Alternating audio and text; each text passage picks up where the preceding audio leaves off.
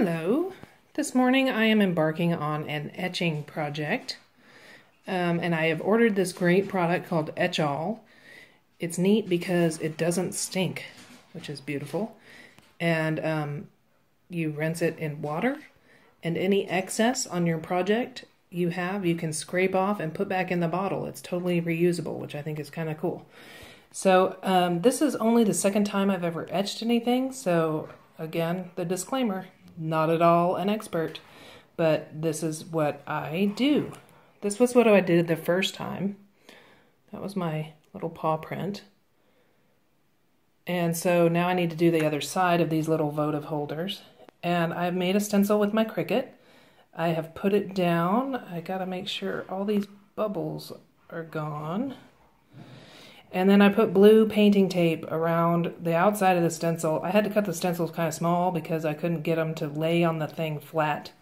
So then I taped around where the stencils are. So I'm going to put the product on and I'll show you how thick, and I'm going to use this paintbrush that, there you can probably see it better, to put it on with. And you want to put it on really thick, like you're applying butter on bread, and you don't want to see any of the holes in the bread for somebody that you want to give a heart attack to. All right, so here I am putting the product on pretty liberally, and I'm just dabbing with my paintbrush. You can use a variety of things to put this stuff on. But I like the paintbrush idea because then I can kind of guide where it goes. That's not getting on there very well. Probably because I'm trying to hold this camera at the same time. Anyway, I'm dabbing it on. I am not brushing because you don't want brush strokes in your etch. And you want it to be kind of glopped on. I'm going to put on a lot more than what you see here, but I need both hands, so you get the general idea.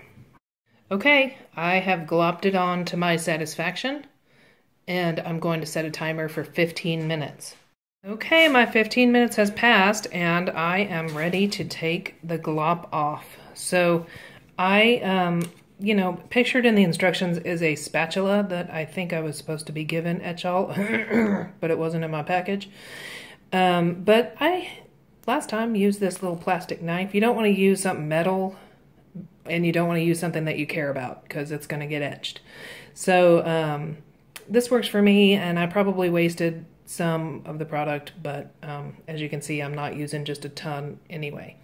So I'm going to scrape this off, put it back in the bottle, and then I'm going to rinse it in cold water. Lots and lots of cold water.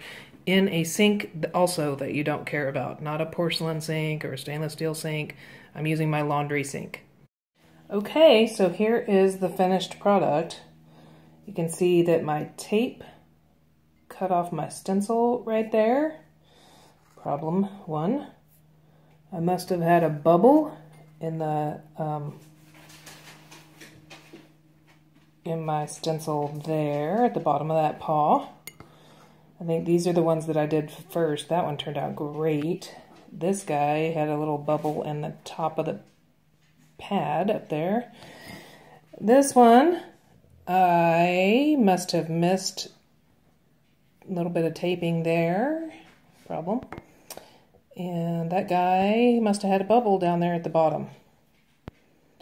So, as I said, not an expert. These are things you gotta work out the kinks. Might try doing it on flat surfaces. And the other thing that occurred to me after I started, and luckily I did not have it on for my husband who's already panicking, but you probably want to take off all your jewelry and your watch before you embark on this, because it will etch the crystal of your watch if you accidentally get it on there. That would be an expensive mistake. All right, have fun!